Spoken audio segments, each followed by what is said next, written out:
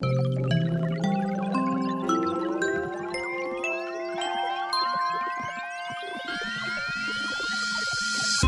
back to Co-Work Radio here on KZSB 1290 AM. I'm Catherine Raymock. And I'm Jane Walker-Wood. And we are here with UCSB Professor and business author John Greathouse. So good to see you. How you doing, John? I'm doing awesome again, as usual. How about you? Oh, good. It's always good to see you. Likewise. Great. We have a question today from Walter. Walter wrote in and said, I'm a really small business, and customers want me to take credit cards. I've seen a lot of people using Square and Apple Pay. Are there others I should look at? And are these platforms worth the money? Well, I think the word that I heard most distinctly in your question was small business. I think you want to be really careful spending too much on overhead early in your business. Every dollar you spend should have a direct return on investment. So one mistake entrepreneurs make at times is to invest too heavily in infrastructure, and then they don't have the sales to support it. So with that said, I would build up to better and better infrastructure as your sales ramp as well. So look for something that's very inexpensive, maybe even free. There are some free offers out there.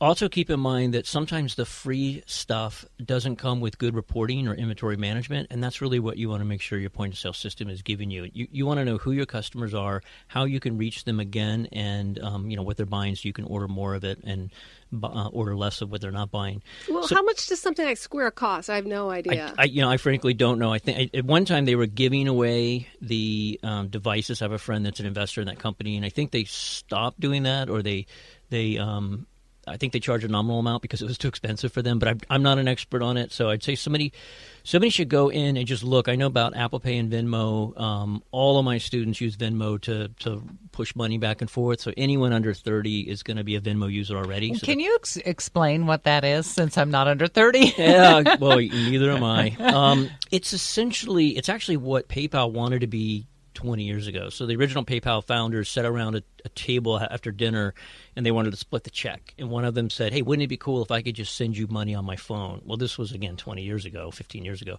And they actually started the company to do that. It turns out it was way harder than it was worth, and they ended up becoming what we know of today with PayPal.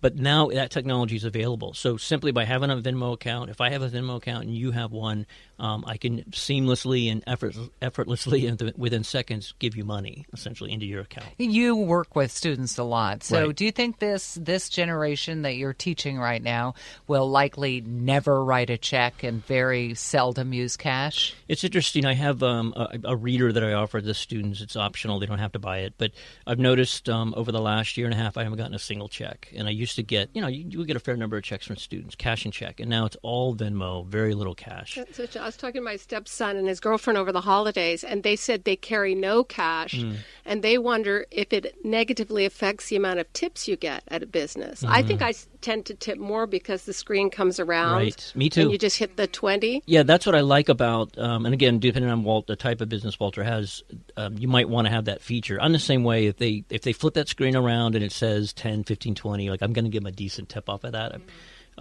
It does kind of put you on the spot, doesn't it? Yeah, exactly. No tip for you. Thank you. Have you ever been in line in the supermarket recently and someone pulls out a checkbook and everybody groans? Yeah. Like, oh. And it's audible now. It's not like it used to be, kind of a little quieter. Yeah. I just was curious. This is not to Walter's question, but because you were talking about virtual money or sending money back and forth. Yep. Your thoughts on Bitcoin?